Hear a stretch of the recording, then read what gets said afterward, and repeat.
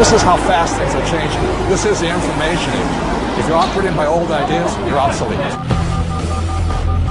You begin the game by, identifying your dream. I think that's really where it all starts. In today's economy, where we are today, it's not just a dream. It's more of a necessity. You've got to identify how you're going to survive more than how you're going to just, get something out there that you want.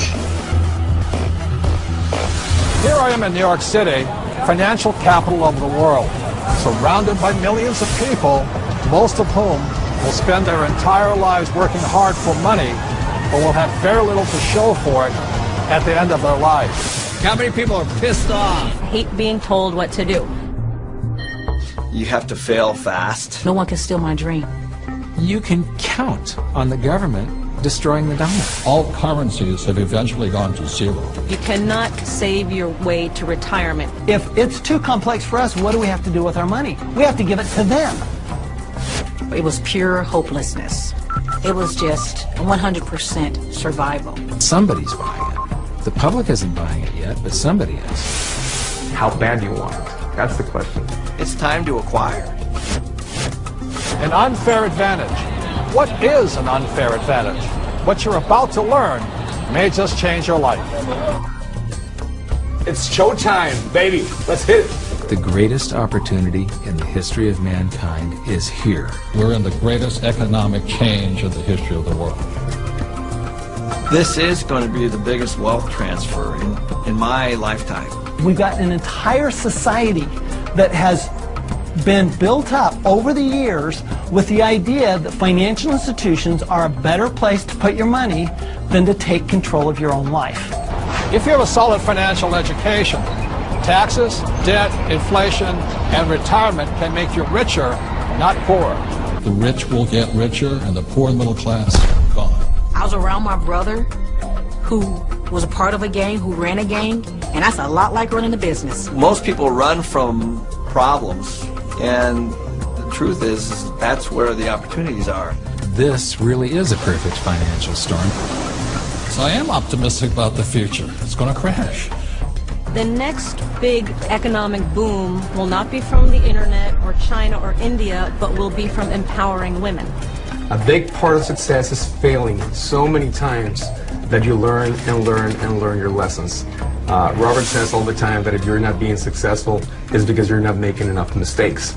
People think that cash is like a safe place to be, a place to park your purchasing power. And I think cash is the worst investment that you can have. And if you follow an economist, you're in trouble. Okay, you want to have barely enough income to survive if you're lucky. Go do 401ks, go do mutual funds, be my guest. This is the best time to talk about this because people have had a shift of context with this economy. To change your financial life often involves changing your mindset. It really is where it starts, is the attitude, it's the mindset, it's the decision that you're going to, take responsibility for your own financial life. Knowledge is money. Show business. When you think about show business, you always think about the show, right? Cameras and movie stars and makeup and glamour. But you never think about the business side of it because we don't have financial education. And I didn't learn that until 20 years down the road in my career. And now, I'm not only an expert in the show part of it, but I'm becoming an expert on the business side of it. Business is about production. We can produce our way out of any problem. I was probably age 8 when I started thinking about millions. The very, very first step is you've got to select your dream, because taking control of your financial life starts with a dream. There's got to be a bigger purpose than just making money. If you don't have something that is bigger than you, a dream, a huge dream, you're going to quit. Your friends and who you hang out with, whether you're a child or whether you're an adult, will dictate your destiny and your future. And so you have to be picky and choose your surroundings very carefully. It's creativity. It's brainstorming. It's being around like-minded people. People have so many emotions attached to money.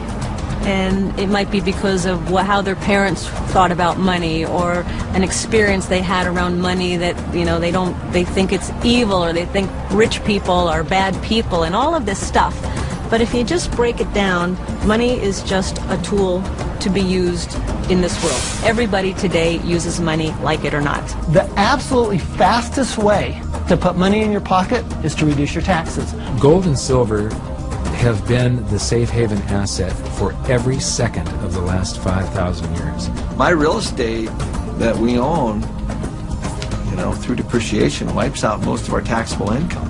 You know, it just makes so much sense to me, you know, and it's so much easier. I went to war to fight for capitalism.